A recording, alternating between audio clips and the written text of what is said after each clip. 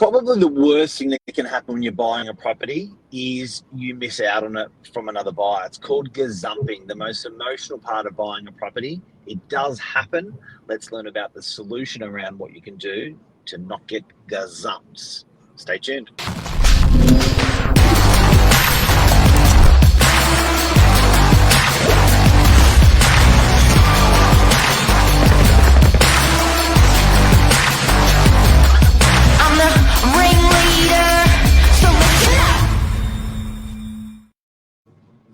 Good morning. Hello, Hey, Mr. Gazumper. Mr. Gazumping. It's we're addressing a problem in the market this morning. A fear. We definitely are.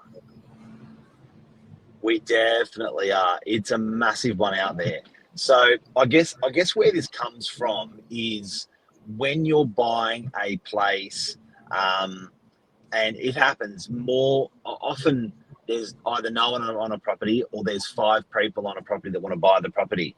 Now, when there's 5 people on a property, an agent can accept the offer. The vendor can accept the offer that is in the best interest of them. But then buyer 2, buyer 3, buyer 4 potentially can get a bit freaked out and then start making offers. It even I know when you take something off the table, people even lunge forward even more. And that's when gazumping starts happening. So there are laws that have come into place. The word is gazumping, which we're going to have a quick chat about where the word originated from. And then there's a solution back for the gazumping, so it can prevent or lessen the chances of it happening in the marketplace. We haven't seen gazumping as much. In this market, it's a bit of a softer market, but certainly when the market was firing all cylinders, buyers are freaking out. It can't happen in an auction, but when it's a private treaty sale, a normal sale, it can happen a lot. Tell us more about it, Billy Boy. Well, I'm going to tell you where it originated from. And let me just make sure it's not missing a comment here. Yeah, Luke's nailed it. It's all about speed. So I actually thought this word was just made up by real estate agents. Like it sounded too funny to be true. But gazumping, I'm going to quote this so I don't get it wrong. The word gazumping is believed to have originated in England in the early 20th century, but its exact origins are a bit of a mystery. There's a couple of theories. One suggests that it's originated from the Yiddish word gazumpf. There you go, which means to cheat or swindle. Right. The second is French. And that's the feeling that's definitely the feeling the buyer has. That's the one that's missing out, or the second or third buyer that's missing out. Next theory. Another suggests the word may have originated from the French word jazz up, which means to liven up or make more exciting. Oh, Jesus. Doesn't sound exciting to me. The naughty French. A third suggests the word may have originated from a German word, gesamt, which means to collect or gather. To what? Collect or gather. Yeah. While the exact origins of the word gazumping may be unclear, it's commonly used in English and other parts of the word to describe the practice of accepting a higher offer on the property after a sale has already been agreed upon. That's technically it, and it happens all day, every day across Australia, New South Wales, the world. So we have put preventions in place and the solutions in place. They used to call them anti-gazumping laws when they first came into place. So before you actually didn't need to have a contract. So the contract that a buyer signs, you did not have to have ready. So that always created problems because the deal would be accepted and then the buyer, the seller, the agent were waiting for a contract. Now, that was a problem, waiting for a contract, because that could take, if it was a solicitor that's slow, it could take a week, it could take 2 weeks back in the olden days when it was less digital. So during that period, other buyers had the opportunity going, mate, why haven't you sold that property? What's happening with that property? I want to make an Yeah. offer on the property, and the property's already had an offer accepted. So here comes gazumping. So the first thing they did as a solution is they've said, before it is law, and we will take agents as licenses away if this isn't done. It's the agent's responsibility. You do not advertise, market, or promote in any way the property unless you have a full sale contract prepared by the vendor's solicitor. So that's about a 100-page contract, and they say, we want to have that baby ready before you do any form of marketing. That's helped. That was solution number one.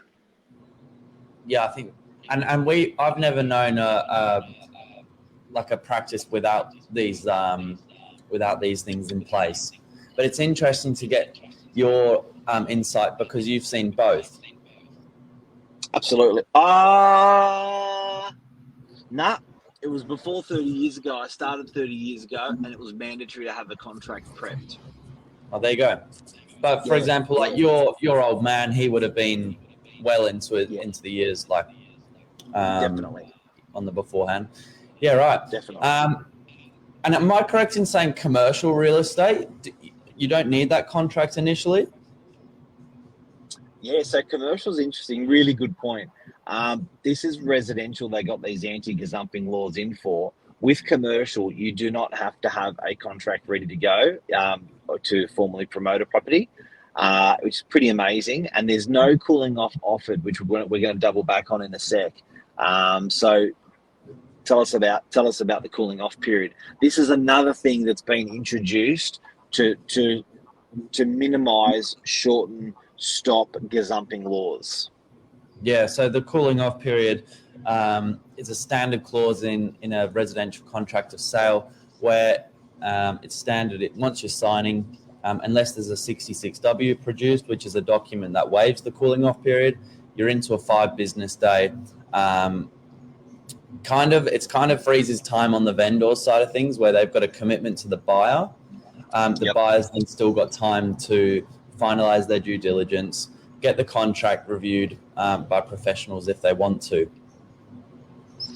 So I guess before anti-gazumping laws came along, people were getting gypped. And they were going, you know what, I don't want to put down the 10% deposit and buy the property until I've done my finance, until I've done my building inspection, until I've done my strata inspection. And the agent was saying, bad luck, buy it or someone else may. So this little 5-day cooling off was technically a very, very clever introduction into the New South Wales legislation. They automatically whacked in to every contract, no matter what, residential, a 5-day cooling off period. Yeah. So it cannot be struck out. It can be overridden with a 66W, which means no cooling off necessary. I've explained everything to my client, comes from the buyer's solicitor. But technically every contract in New South Wales for resi has a 5-day period built into it now. And again, if it's an auction will also override an automatic 5-day cooling off period. Yeah, but what's interesting is we've seen buyers factoring in their own cooling off before the cooling off.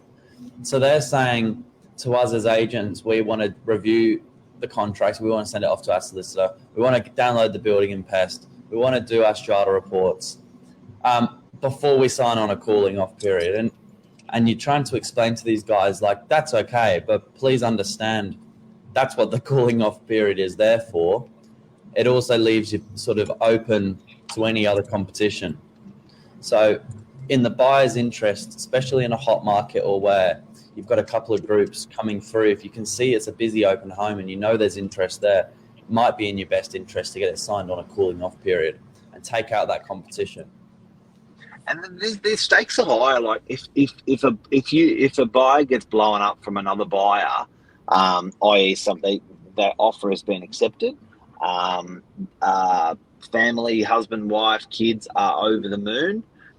They go, we got it, we bought the place, we've got an offer accepted. And next thing you know, they get told by the real estate agent that the property's sold to someone else after they've heard that. That's really screwing people. Now, it does. I guess it's, how can I say? It is. There is a little bit of collateral damage there, and from an agent's perspective, we can have a property on the market for 7 weeks. This is the weirdest thing I find. It's on the market for 7 weeks, low offers. Yeah. An owner turns around and says, well, okay, well, and then a good offer comes along. And you're like, wow, okay, I'll use an example, 700 grand. Everyone's been offering 600 grand. One person after 7 weeks, after 70 people through, offers 700 grand. And the owner goes, that's the price I wanted. I'll accept it. Now, this is the strangest thing. Right at that period, there's another 3 people offering 700 grand. And you go to yourself, how the hell did that happen that you can go all that campaign, no 700 grand, in the final hour when there's, everyone just comes out of the woodwork, and that's where that gazumping, it's just the weirdest thing. And I do hand on my heart, I have to say, the pitch hasn't changed from me as a real estate agent marketing the property. It's just this weirdest thing with timing. It's like everyone starts to become interested right at that last minute. It's like the sharks that can smell blood, and they all come in. Yep. It is strange. Yeah. And I have to say this, delivering the news that someone's being gazumped is honestly the worst. It's the worst news that from an agent I think you can deliver to a buyer. As you said, it's like putting a harpoon in the heart. It's not nice, especially once you're kind of right at the final. It's like you're at the finishing line. But I think the big takeaway from today is there's preventions around it, how you can minimize it. That's the big thing. Maybe not get rid of it, but you can minimize it. You can minimize it. And I think, look, today we learned about gazumping. We learned about where the word came from. We've learned about what we can do to prevent it. That whole journey of gazumping from from the early 20th century to where we are today with it in the last 20, 30 years, getting a contract ready, that's super important. I think in finishing off and in conclusion with buyers, exactly back to what you said, Billy, use that 5-day cooling off. If you can get it, take it. If you can extend it from 5 days to 10 days, ask for it. And the reason why is it's just going to take all that steam out. Now, you will lose 0.25% of the deposit, not 10%. You will lose 0.25%. So if it's $1 million, you'll lose $2,500 if you enter into a 5-day cooling off and then pull out. So I think there had to be some sort of skin in the game, and it was done as a percentile, and they agreed that was enough hurt money to not stuff around a vendor and to not stuff around a buyer and to engage into a contract. So there is a rescission fee, but if you proceed, that 0.5 will form part of your 10% deposit anyway. So you're not going to lose that if you buy the property. So well said. Hope this helps this morning, guys. And my final question, going back to that commercial real estate, do you still see gazumping more so that those measures are not in place? Or with commercial real estate, I think it's deemed that these guys are they're not green. They've done the they're not really first home buyers ever. So I think it hasn't been called out for in the industry for commercial.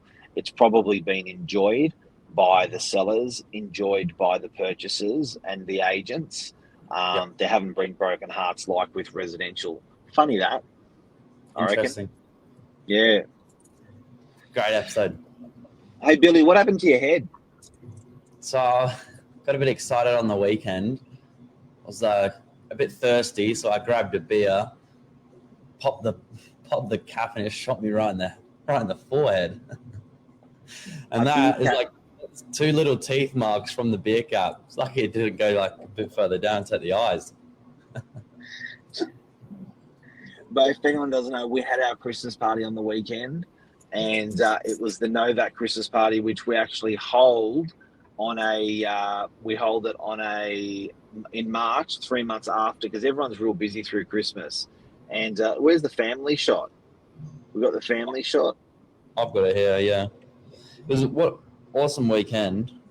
Here's some family snaps. Look at that. How honest is that? I love it. I've got an even better one for you. Got the entire squad. Oh, not the entire squad, but the entire squad that was there.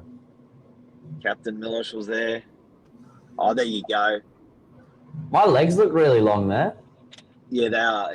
Yeah. About 20 of us went out of the team of 40, and it was great. And get out to Goulburn. And we're part of that accident yesterday. Not part of it. We were in the Hume Highway. We were caught up in it. So unfortunately, it was a double tragedy. But feel terrible for the little family. So best wishes to everyone out there. Who was impacted by that. But we had to come back at 9 o'clock in the morning, and a 3-hour trip took a 9-hour trip. So interesting. Those truckies are characters, though, talking to them standing on the side of the highway. I think you could be a truckie in another life, Mark. What a job. Those guys were legends. They were legends. Yeah, great. All right, guys. Take care. Have a great day. See you later. Thanks, Billy. Bye.